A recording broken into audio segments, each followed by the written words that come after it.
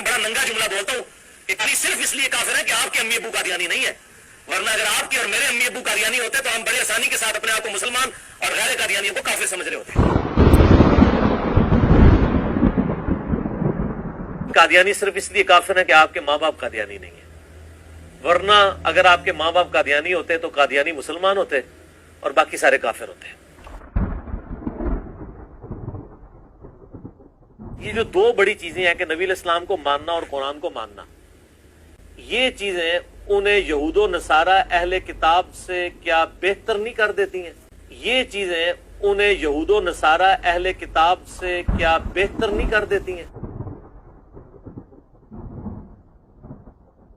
قیامت والے دن میرے حوض کوثر پہ کچھ لوگ لائے جائیں گے جن کو میں پہچانتا ہوں گا،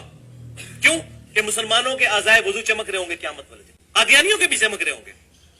قادیانیوں کے بھی چمک رہے ہوں گے، قادیانیوں کے بھی چمک رہے ہوں گے۔ اور معذرت کے ساتھ ایک ہی بڑا ہمارا ان سے اختلاف ہے نا ختم نبوت پہ،